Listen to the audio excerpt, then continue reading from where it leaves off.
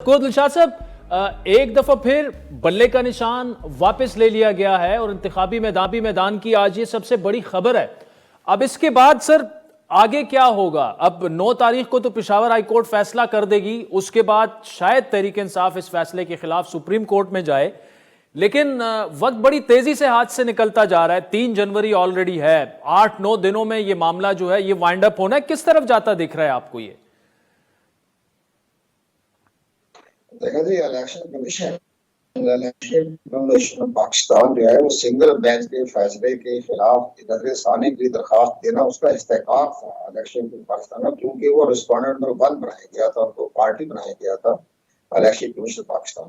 तो इसलिए वो सुप्रीम कोर्ट ऑफ पाकिस्तान में नजरसानी की दरखास्त देना लाजमी था, मैंडेटरी था।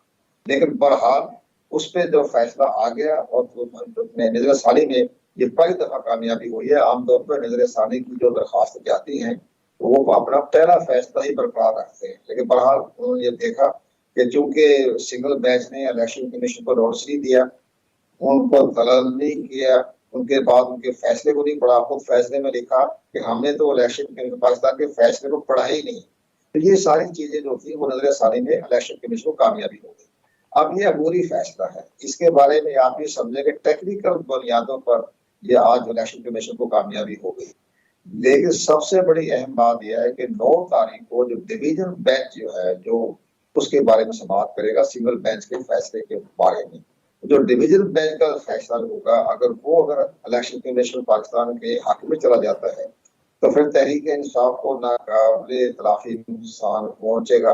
वो इसलिए कि उनके तमाम मेंबर आजाद करार दिए जाएंगे, लेकिन उस फैसले के खिलाफ ही सुप्रीम कोर्ट ऑफ पाकिस्तान में जाने की गुंजाइश है तो वो जाएगा। लेकिन ये कहना कि हमारे पास वकला ने जो तहरीक इंसाफ के बड़े दानिशवर वकला हैं, अब तो इंतखाबात में भी हिस्सा ले रहे हैं, कौमी साल में भी शायद पहुंच जाए 1-2-4 तो, लेकिन वो बात ये है कि जनाब तो जब अबूरी फैसला है 9 जनवरी को डिवीजन बेंच सुन रहा है तो आप सुप्रीम कोर्ट पाकिस्तान में 9 जनवरी के फैसले के बाद जाएंगे।